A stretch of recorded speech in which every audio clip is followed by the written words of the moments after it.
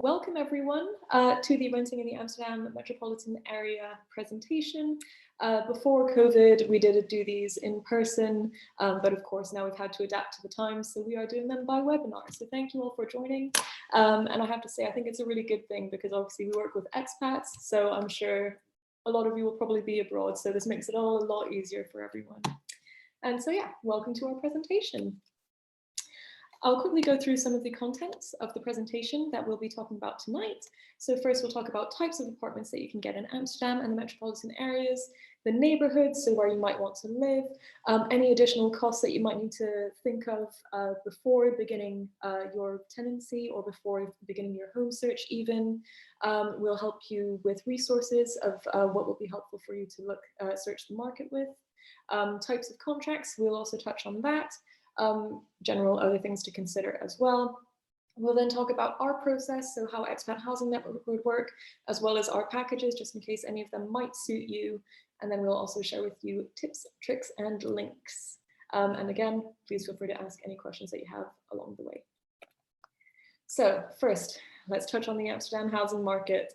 Now, these here are some words that you've probably heard describe the Amsterdam housing market. So expensive, difficult, maybe the apartments are small, it moves really fast, it's dynamic, and there is sometimes nice, but that's what you get with living in a city surrounded by canals. And yes, to an extent, all of these are true. Something that I will say is the housing market moves incredibly quickly here. And you do kind of need to know your way around, but don't be overwhelmed.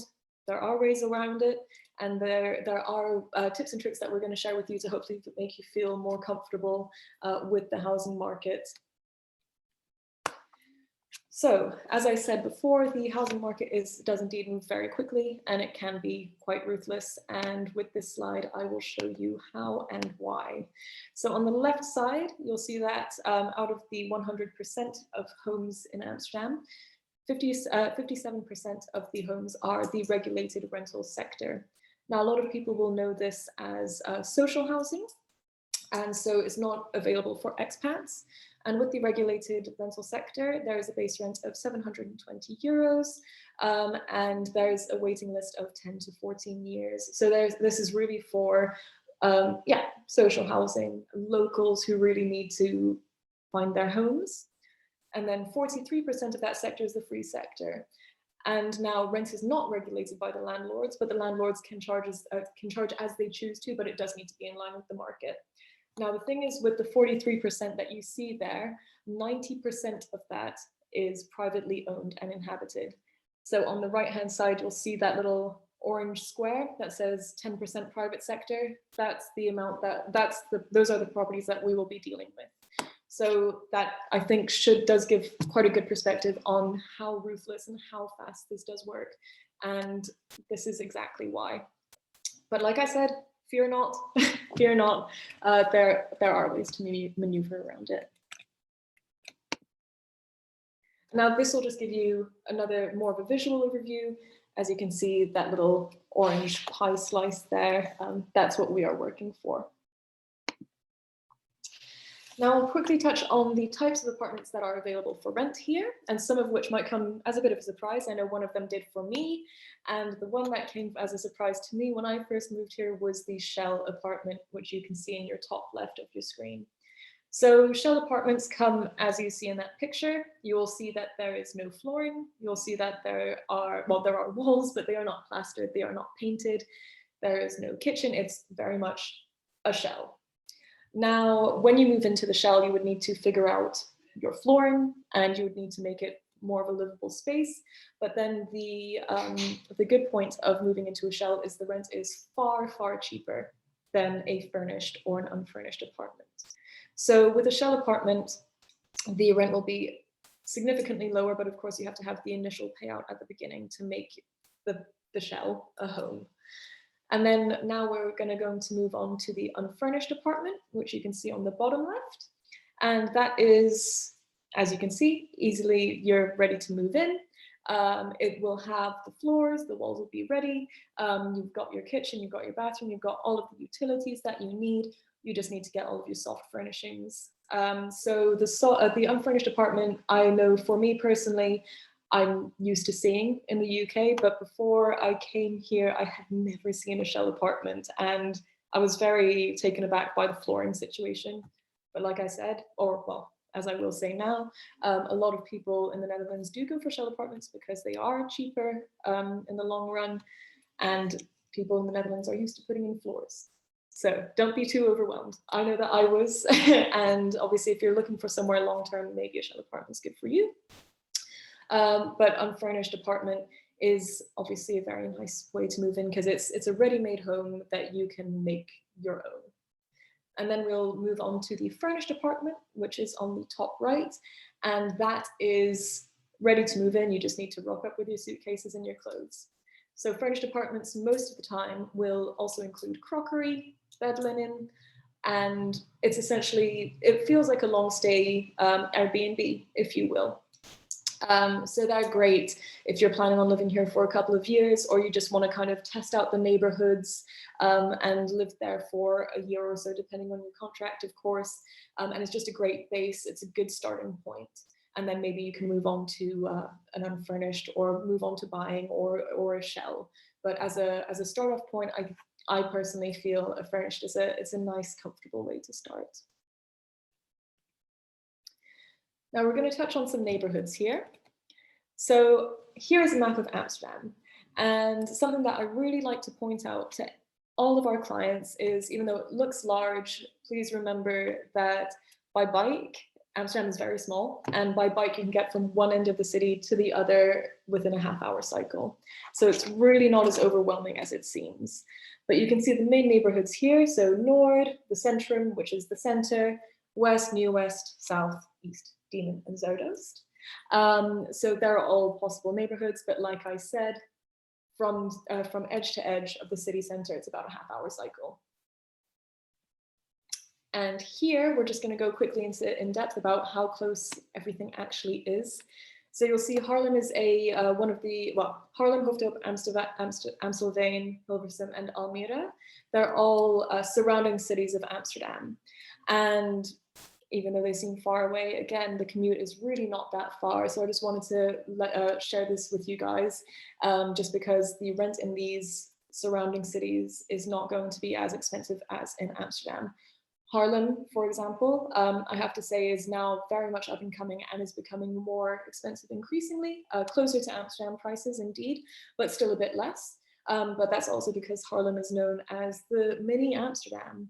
It's essentially, it's got the whole Amsterdam charm, it's got the old buildings, it's got the canals. It doesn't have the tourists though. And so that's always a good plus. And that is a 15-minute train ride that will bring you directly to the center of Amsterdam. Now, Hoofddorp is about 25 minutes away. It is cheaper, again, than Haarlem, so that's good to know. You'll see Amstelveen, that's, yeah, I'd say I used to live very close to Amstelveen. That's about a 25-minute cycle from the very center. But you'll see here that it's got 20 or 40 minutes. So at the moment, they are building a metro line from Amsterdam to Amstelveen, which will then be direct 20-minute by metro. But at the moment, it's 40 minutes. But we expect this to be completed at the end of this year. But we'll see what happens with the builders. Hilversum, even though it looks the farthest away, is, I would say, cheaper than Amstelveen for sure, and Haarlem for sure, because it does look farther away, but it is, again, only a 20-minute commute, and Almere can be 30 to 40 minutes. And again, I'd say about the same price range as Hilversum. So again, I think this map just kind of shows, for when you want to live in Amsterdam, you're really paying to live in the city, if you see what I mean, rather than you're paying for the house, you're paying to be in Amsterdam. And although it is worth it, I have to say I love it. You can get far larger, nicer properties, not necessarily nicer, but there's a larger pool of properties that you'd be able to find in its surrounding cities. I'm now going to talk about extra costs to think about whilst living in Amsterdam. And this will also show kind of how the prices can range towards the metropolitans, around the metropolitan cities. So you'll see, for example, a studio I is essentially just a large room, maybe with some half dividing walls perhaps, but it's just a large room with your kitchen, your bedroom, and everything in one large space. That can cost between 1,100 to 1,400 in Amsterdam. And granted, you can get lovely studios, but ultimately for that price, it does feel like quite a lot. But again, like I said, you're paying to live in Amsterdam if you choose to do so. Whereas in Hilversum, a studio is about 650 to 900 euros. Now, of course, these prices do vary. These are only the averages that we found in our experiences. But I do think it's nice to be able to compare really the prices of living in the surrounding cities. And now these are some additional costs that you should think about whilst moving to Amsterdam or its surrounding cities, as the case may be. So first, let's talk about the deposit. And unlike in the UK anyway, there is no deposit protection holding scheme here in the Netherlands. And this is something that we wish we could change. But at this point, our hands are tied. We can't do that. So the deposit is held directly by the landlord. Now, most of the time, there is no problem with getting the deposit back. Most landlords are absolutely happy to accommodate and happy to teamwork. But of course, you can occasionally get a bad egg, at which point legal action, or there are other resources which I'll talk to you a little bit further on in the presentation to help you with. But don't be too concerned about this. Like I said, it is just how it works here. So when it comes to the deposit, it is, as a standard, it's 2 months rent, but it can vary between 1 month and 3 months rent as the price of the deposit. But like I said, the standard is 2. And this needs to be paid as well as the first month's rent before the key handover at the check-in. So ultimately, say for example, if you were going into a property that had a 2 months rent deposit, then you'd ultimately have to pay the amount of 3 months worth of rent. So that would be the deposit and your first month's rent right before you get your keys. You cannot do the check-in. You are not allowed to do your check-in or get your keys to the property unless the deposit and first month's rent is in the agent's or landlord's account. That's really important to know. But then again, at the end of your tenancy, if everything's gone well and nothing's being damaged, or it's only just been wear and tear, nothing's been profusely damaged, then you'll just get your deposit at the end of the checkout. Normally it can take up to a month, but we would like to guesstimate well, it depends on the landlord, but normally we'd get them back within 2.5 weeks. But it does depend on the landlord. I personally, in my last property, my deposit was given back to me 3.5 weeks after we checked out. But we were quite good friends with the landlords, so we trusted them, we weren't concerned. But due to the fact that there isn't a deposit holding scheme, you can't really guarantee when the deposit will be given back, but it does need to be within the month. Another additional cost is, of course, your utilities, which can on occasion be included in the rental price. But if it's not included, you should guesstimate about 100 and 150, between 100 and 150 euros per month. And then a further 50 to 100 euros per month on your TV and internet. Now, this is completely dependent on your usage of the water, gas, and electricity, of course. And for the TV and internet, this is, of course, dependent on the package that you choose. So it can be as expensive or inexpensive as you'd like. Of course, we'd say if you want to keep your utility costs low, keep the heating down, use less water, and just be aware of the housing's energy ratings. So during your viewings or during your search, do scroll down the page, and you'll see the housing's energy ratings. A is, of course, the best. That's the best. That means when you'll be paying less on your utilities, it'll be really well insulated, of course double glazed, and then I believe the lowest you can get is G. I'll need to double check that, but I have seen properties with G, and at that point, most of the time it's single glazed. They're very old buildings, they might be protected and hence historically protected, and that might very well be why you cannot put double glazing on them, but it's definitely something to look at. Look at your property's energy rating before going on a viewing or before putting in an offer. And then the third additional cost that I'll mention is the municipality taxes, which for a one-person household in Amsterdam, anywho, for a one-person household is 443 euros per year. And for a 2+ person household, it's 643 euros per year. Now, these taxes are dependent of course, which metropolitan city you might live in, but these ones are specific to Amsterdam. They don't vary that much, so this is a good benchmark. Say, for example, if you were thinking about Haarlem or Hilversum, this is a good benchmark to think of. We do have an in-depth summary of the taxes of Amsterdam and the metropolitan cities online. So we can of course give you that resource should you require it. And it's also easily, you can find them online as well. Another thing that I will say about these municipality taxes is if you don't want to pay them in one go, most of the time people do pay them in one fell swoop, but if you don't want to, you can of course contact the municipality and ask if you can do a repayment scheme, so a certain amount per month. So don't let this overwhelm you. Now I'm going to talk about some resources to help you search the market. So first of all, search platforms, Pararius and Funda. Pararius is for rentals specifically, so really have a good look on Pararius, whereas Funda is rentals and purchasing. I would say mostly purchasing, but there are of course rental properties there as well, but it is more focused on buying. So have a look at the Pararius one if you just want to have a quick look through that. Now, when it comes to corporations and as well as investors, these are, I kind of lump them together because in a nutshell, they kind of have the same kind of feeling, if you will. They are corporations, they're large companies. Most of the time they will have big buildings with, you know, the kind of white box apartments. And something that I do want to say is when it comes to especially Vestida and BGM, these are the tenants are chosen on a kind of lottery kind of basis.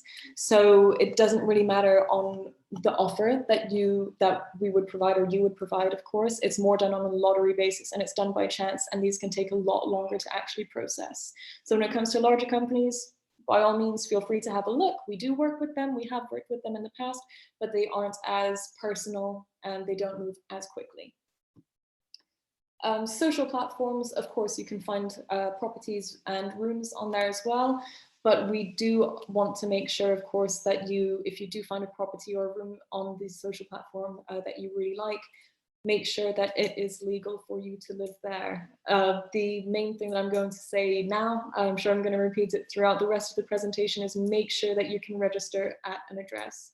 If you can't register at the address, then that means you would be subletting and it would be illegal and things can just get really messy. And then we're going to quickly move on to housing agents. So I'll touch back on the registration a little bit further on in the presentation. I don't want to repeat myself too much. And then so quickly moving on to the housing agents. These are, as I said, housing agents that will have a portfolio of properties. And these ones are ones that we know very well and we trust. So there is Relo, there's Aham Vastgoed, JLG, Koops Makelaardij, HB Housing, Nora State, Interhouse, and Boersma. So we work with these guys quite a lot. We trust them 100%. They always have nice properties. And yeah, they're just good ones to look out for. And now if you are planning on moving here as a young professional and you're looking for a housemate, there is a platform that Expat Housing Network has created called Tenant Hub. Now Tenant Hub is free to sign up to. You can go on there and find a potential housemate, and then at that point we can then help you and your housemate find a property that you both would like. So rather than moving into someone's house and moving into a room, we could make it so it's a situation where you and your housemate that you found through Tenant Hub find a property together and do the search together so that it works for both of you. I'm going to talk a bit more about apartment sharing. So this brings me back to the registration, which I mentioned before. So the local law prohibits the sharing of an apartment by more than 2 unrelated adults. So of course, if you are married and you have, I don't know, a family with 3 kids or something like that, of course everyone can register. Both parents would be related, but it's more young professionals of more than two young professionals cannot register at the same address. And the reason for this is because the landlord requires a specific permit to register more than 2 people, and more than 2 young adults or adults at the property. And a lot of the landlords don't want to pay for this permit. So this is why you really need to make sure on Facebook and Craigslist, if you do go via the social platforms, you need to make sure that you can legally register, or else it would be an illegal sublet. And like I said, it would just get messy. You might get evicted, and it's just not a nice situation for you to be in. So I'll quickly continue on this slide. So if you're renting a room in an existing rental, like I said, you need to make sure that you can register and that you have permission to live there from the landlord. So again, if you do go via a social media platform, do try and ask the landlord, or ask for the contact details of the landlord and be like, hey, do you know that I'm moving in? Is this okay? Just to be sure. And it's always nice to kind of get a nice rapport with the landlord as well. And touching back quickly to Tenant Hub, if you want to avoid the potential of moving into an illegal room, if you will, then you can of course find a potential flatmate via Tenant Hub and then do the search process, you two, in order to find a flat that would suit both of you. I'm now going to talk about rental contracts. So there's Model A and Model B. We'll start out with the Model B contract, which is the definite contract. So with the definite contract, or as we call it, the Model B, it is for a period of 2 years, so 24 months. But you don't have a minimum amount of time you need to stay there. So you just need to give a 1 month's notice period throughout the whole contract. So say, for example, you moved into a property with a Model B contract, and you realized after a couple of weeks, like, oh, it's too near the road, it's too loud, for example, or oh, it's single glazing or something like that, then you can just give 1 month's calendar notice and you can be out. So you're not locked in. It gives you freedom. And also, should anything happen with your employment, of course, it gives you freedom to just end the contract, and that's fine. No questions asked. The other contract that I'll talk about is the indefinite contract, which is also known as the Model A contract. And this is quite a nice secure contract to be in. It does require a minimum stay of 12 months though, but then after those 12 months, the contract goes into rolling, a month-by-month rolling, and then at that point, you are able to give notice, a 1 month's notice after the 12 months, and you can leave without question. But if you wanted to stay indefinitely, you can stay here forever, essentially. It's very hard to be evicted from a property unless you really forego the contract. But yes, I hope that helps. If you have any questions, as I said, I'll reiterate this again. Please feel free to ask this through. Here are some other things to consider. So, for example, smoking. Smoking, pets, children, and your budget, of course. Let's start off with smoking. Smoking in rental properties is illegal. You are not allowed to smoke inside a rental property here at all. So if you are a smoker or you enjoy having social events, when COVID is all over, of course, if you enjoy having social events and some of your friends like to smoke, then perhaps it would be a good idea to think about getting a property with a terrace or a balcony or a garden or just an outside space, unless of course you don't mind going for a walk. Now, when it comes to pets, obviously we all like to have our little friends. Most of the time it's absolutely fine. We would recommend don't try and move over with more than 2 pets. We once had a client who moved over with 3 cats and 2 dogs. It was a lot, but we did manage to find them a property. It's fine. But something that I would like to note is if you are renting a property and you have a pet, it is easier to find a property that will allow pets if it is unfurnished. Just because some landlords would prefer to not run the risk of perhaps scratching the sofa, for example. And again, moving back to the shell, a shell apartment will more or less always accept a tenant with a pet. What some agents do is they will also add a pet clause into the contract, and then that basically states if there is any damage that is done by the pet that you will reimburse them however much money is stated in the contract. But that's a good thing to think about as well. When it comes to children, the age to start school here is at 4 years old. So if you're moving over with a child who is close to 4, for example, or yeah, just turned 4, they will need to start school when they arrive. So it might be a case of actually working backwards and finding the school first and then finding the home. So it doesn't work in the way that your children will automatically be going to the school that is nearest you in the neighborhood, that is most convenient in the neighborhood. You need to be accepted by the school first, and then it is sometimes easier to just work backwards. And now I'll touch on budget as well. So we like to call it the 3 times rule here. So when it comes to thinking about how much you might want to be able to spend on your rental property, try and see if your income is 3 times more than the budget that you would require. So the way that it kind of works is it should go, in theory, a third of your budget will go, a third of your income, sorry, will go on your rent, a third will go on utilities, and then a third will go on fun and living. So think of it that way. Of course, we would also say if you do have a very high salary, we do try and say, look for a flat that works with your salary. If you've got a very high salary, don't try and go very low budget. Some agents will look at your salary and say, hey, I know that they can afford more. Maybe we should give this property to someone who needs it more than this person, for example. So the thing is, the housing market, yes, it's fast, but it can be quite fair. So just try and work within your budget. But in the same way, of course, if you do have quite a low budget, do be realistic and make sure that you've thought about the 3 times rule.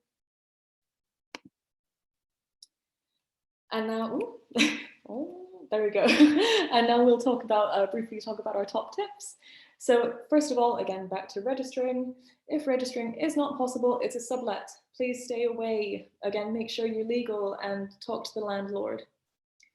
Now, when it comes to offers, written offers that are accepted are legally binding once they have been accepted, and you can be fined for backing out. Now, this is only when it's written. And the fine is obviously defined by the agent, but it does tend to be about 1 month's rent. So this is why we'd always say don't put more than 1 offer in a property at once, because if one is accepted, well, if both are accepted and you only go for 1, you will probably have to pay a fine for that second one. Also, another one, of course, as I said earlier, it's hard to be evicted here. Anyway, compared to the UK anyway, everything is more in the favor of the tenant here. So just be sure to know your rights. When it comes to repairs within your rental property, there are minor and major repairs. So if the repair is up to €100, say, for example, a broken freezer door, then it's your responsibility. And then if it's over €100, then it could be the landlord's, but of course it is situational. Say if you've had a wild party or something like that, and then a window's broken, that would be up to you. But try and obviously think rationally when it comes to it. But ultimately, anything under €100 would be the tenant's responsibility, and over situationally would be the landlord's. Another good thing to note is that rents can be increased yearly if it's mentioned in the contract. Now, most contracts do state that it can be the rent will be increased yearly, but the rental increase is regulated and linked to inflation. So it'll only be about 1 or 2%. So if someone says, "Oh yeah, we'll have like a 15% increase next year," then that's something that you can fight back on. It's always done in relation to inflation. We would also say consider to take out liability insurance, home contents insurance, and legal insurance. So when it comes to liability insurance particularly, this is an insurance that will make sure that any damage that you were to do, say for example, if you were cycling and accidentally dented a parked car or something, you would be covered. And the great thing about liability insurance is for a single person household, it's about €3.50 a month. And for a couple or more than two people, it's about €6 a month. So it's absolutely worth it. Yeah, it's just absolutely worth it. For me, it's a no-brainer. And now when it comes to makelaars, that's the Dutch word for estate agents, they should not be charging you any fee unless you specifically ask them for help.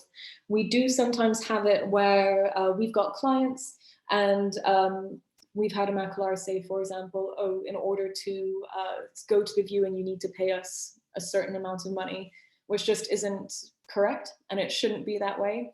So feel free to fight back. But the only time you should be paying a fee to a makelar or an agent is if you have specifically asked for their help. Only if you specifically asked. Here are some useful links that will that you should, well, I hope would find useful anyway. So for the municipality, or the gemeente, as we say in the Netherlands, this is where you can register at your address, and this is also where you pay taxes. So yeah, it's just the municipality, just good to know. Also in Amsterdam, it is where you can register and get your BSN number. You can do this at your local municipality, but we often use in Amsterdam for our corporate clients anyway. And they're just really useful. They're so easy to work with, and they work with expats all the time. So in Amsterdam is fantastic. The IND is the immigration department. So also a very good link to know. And when it comes to the final link, Woon, this is an institute for questions, complaints, and anything about renting. Now, this is a non-profit organization. They are here to help as well. So say, for example, if you were to have a disagreement with your landlord, for example, you could go to Woon, ask them about your situation, and get advice according to your situation for free. So Woon is a really good one to keep under your belt. And of course, coronavirus. What would a presentation be without mentioning that, eh? So renting during the coronavirus. At the moment, viewings can be in person or via video. We've noticed that more in-person viewings are happening now. Although we are still in semi-lockdown, people are just, we have to wear masks now, so people are just allowing more individual viewings in person, so that's good to know. But open houses and group viewings should not be taking place. A lot of the time, the main rule here that we've found is a maximum of 2 people can go into a property at once. So if you do turn up to a viewing and it's an open house, please feel free to say, hey, I'd rather wait outside until more people leave. Of course, it's up to you. You're welcome to go in, but it just shouldn't really be done at this time, of course. Now, competition is still high on properties that are under 1,400 euros. We've not seen that much potential for negotiation apart from the very higher end of the budgets. So I'd say probably 3,000 and up. There is some room for negotiation, but not as much as we'd initially expected, which is interesting. But it is all situational. So depending on the agent and the property, we could always gauge if negotiation is possible, but it's, yeah, competition's still very high. Again, I'll go back to registering. I think this presentation should be called Registering in Amsterdam. So do make sure to watch out for the short-term rental contracts and make sure you can register and make sure that you're there legally and you're staying there legally. And again, talk to your landlord if you've got any financial trouble. Just talk to your landlord. Obviously, we find anyway communication is key. It's best to be able to have an open dialogue with your landlord, let them know if you are having financial trouble, say if you've been let off because of COVID, just let them know and discuss your options. Just keep communication open. And now with all of that said, I'll do a quick run through of the packages that we would offer and our services that we'd offer. So the first package that I'll discuss is the basic package, which is, I would say, it's definitely for the more independent people who have maybe been to Amsterdam before, kind of know the market, know what they're looking for. But when it comes to the basic package, it is a total of 599 euros for the whole package. With that, we will provide you with the intake. So we would then discuss what kind of property you'd be looking for, give you advice on neighborhoods, and give you advice to see if what you would be looking for is viable. You would also have access to one of our expat rental managers. This would be either via WhatsApp or phone call, just so that you know you've got someone there to ask questions to if you need. We will also send you through guides and checklists, just so then, for example, if you go on the viewing, you won't be going empty-handed. You will have a checklist to know exactly what to ask for. So again, you can still feel supported. And then once you were to find a property that you love, hopefully, then we would submit your offer for you. Now, we do find that agents like to kind of see a profile on the prospective tenant so that they're seen more like a human rather than a number. So we would put that through for you as well. We would then review your contract to make sure everything is as it should be. And then we would set up your utilities as well at your property. So that's the water, gas, and electrics. And that's the basic package. Then moving on to Smart. It's for probably if you, maybe if, you might be abroad perhaps, or have a little bit less time, a little bit more time. So we would do the intake. Well, it's essentially the basic package, but with that, we would do your home search for you. So say you've got to work a bit more at work and you don't have time to do your search, we would do that for you. And we would also schedule your viewings for you, put them in your calendar, and then essentially, there you go. You've got your viewing sorted, you can go and see your properties, and then from there, you've also got your guides, your checklists, your go-to ERM. We would submit your offer as well and review your contract and set up your utilities, and that one is 999. And then the complete package, which is the only package that is not completely virtual, unless you are, of course, doing your search from abroad, then this can, of course, be virtual. But so it's the Smart package, but then in addition to that, we would attend your viewings. So say, for example, if you are living in Amsterdam or the Netherlands, then we would attend the viewings with you so that we can go through the house together. But if you are living abroad, we can offer to do a video viewing for you, or if you prefer a live FaceTime or WhatsApp video viewing, whichever you would prefer. And then at the end, we would also attend your check-in. Again, this can be in person or virtual, depending on where you are and your preferences, of course. So when we would attend the check-in, we would, of course, make sure that everything is written on in the inventory as it should be, just to make sure that you don't have any unwanted surprises. So say, for example, if you've, I don't know, if there's a big scratch on your wall or on the floor, just to make sure that you wouldn't be blamed for it at the end, and then you get your full deposit back. And that one is 1999, but until the end of 2020, it is now 1899. And if you are also interested in maybe buying rather than renting, we do have a buying webinar similar to this, but of course with our buying experts, and this is tomorrow, and you can find the event via Eventbrite. And this is me. So yeah, I was Mary. Well, I still am Mary. I'm the operations officer at EHN. And again, if you've got any questions, I see that some have come up in the Q&A and in the chat, so I'll answer those directly. But if you've got any more, please feel free to email us at welcome@expathousing.network.nl. All right, so I'll start off with the questions from the Zoom chat. The first one is from John, and I just noticed my name on Zoom is Amber at the moment. This is actually my colleague's Zoom account. My name is Mary, but I'll go for Amber at the same time. So John says, "Hi Amber, this is very helpful so far. Thank you, I'm glad. It would be great to see the link to the municipality tax summary you mentioned." Perfect, that's fine. I will then, if you could send an email to welcome@expathousing.network.nl, I will send that link to you. Yeah. And then John also says, "We are also looking at moving to Utrecht." Ah, nice. Is Utrecht in the Hilversum neighborhood, or would it be a separate neighborhood and or city? It would be a separate neighborhood and city, but we do have some clients who have moved to Utrecht. It's again very nice, but isn't directly within our Amsterdam metropolitan city area. But Utrecht is a nice place to move for sure. I'll quickly pop up the Q&A. Let's have a look. So the first one is from Isil. Sorry, I'm not sure what you're seeing on your screens at the moment. I hope it's still the presentation. But the first question is going to be from Isil, and he says, "Hello, about the 3 times rule. I think I missed. Should the salary be 3 times the rent, or 3 times the rent plus all the expenses?" The salary should just be 3 times the gross salary. So before tax should be 3 times the rent, and that is what the agent would look for.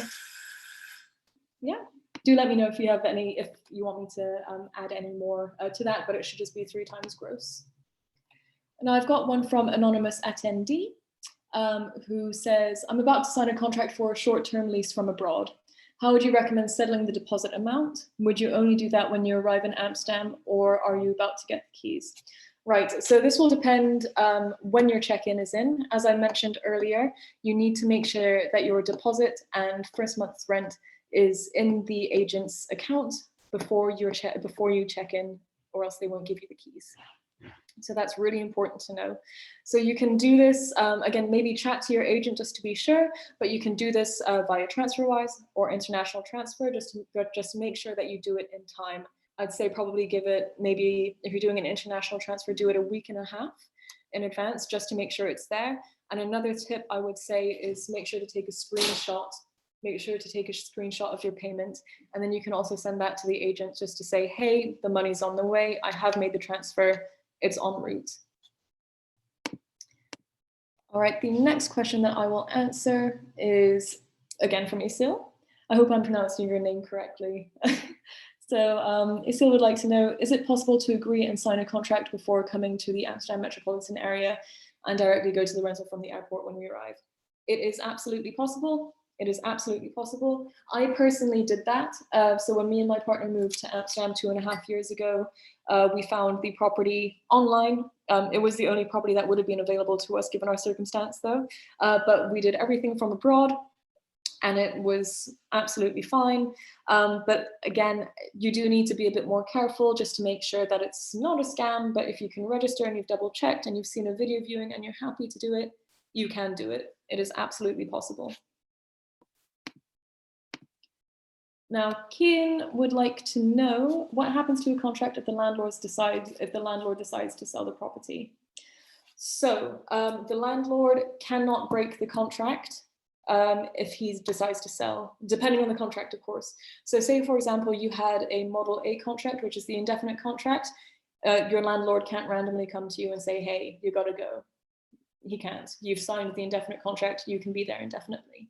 Whereas with the Model B contract, when it is the period of 2 years, after the 2 years, he can do whatever he would like. But the thing is, so the thing that I'd like to actually mention about the Model B contract is within the last 3 months of the contract, your landlord needs to let you know that he will want his house back at the end of the 2 years. So he's got those 3 months to let you know. If he does not let you know that he wants to take his house back after the 2 years, you can technically leave that as ruling, and then you would be able to stay there indefinitely. It can change into a Model A. The landlord should of course let you know, but if he doesn't, your right is you can stay indefinitely if he doesn't let you know before 3 months till the end of the contract. But you can't just be kicked out. You can't just be kicked out of a property if he wants to sell the property. It's the tenant's rights here. And also, thank you for the great presentation. I'm glad you found it helpful, Q. Thank you. And now Lauren would like to know, does the 3 times your income rule apply to all rentals, or is that flexible depending on the landlord? I.e., would a landlord consider you if you make just under the amount? That's a really good question. Most of the time, it is the 3 times rule. That is what we try to abide by. But then, of course, there are some exceptions, and we have seen a couple more exceptions more than usual because of COVID, where landlords do tend to be more lenient, but they tend to be more private landlords. So say if you're going for a corporation, then they would be less lenient. But again, it's all situational.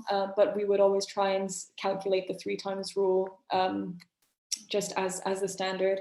But like I said, it is possible for that to not apply to all landlords. But most landlords, I'd say about 90%, would apply to the 3 times rule. I'm getting some more questions in the Zoom chat.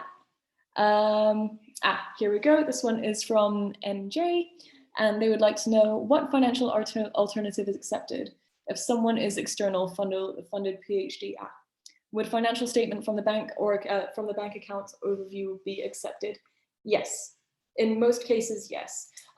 What some landlords might require though, if you don't have a work contract, say if you are coming as a PhD student or as a freelancer, the landlord might ask you to do, for example, 6 months of rent down payment straight away, which can be a big burden. But that might be something that they ask you to do, or they will definitely ask to see your bank statements for the past year, just to make sure that you are financially stable and that you're not just going to rent their place and not be able to pay. So bank statements would be absolutely fine for you to share. But like I said, some landlords might want you to make a larger down payment, but it is possible. It's a bit more difficult, but it's absolutely possible. You're so welcome. And we've got one more question from John. Are there other fees like housing association fees included in some rental properties? No, there aren't any extra fees like this. This is only for purchasing. So other than the additional fees that I've mentioned, so the utilities, the deposit and the municipality taxes, you won't have any additional fees.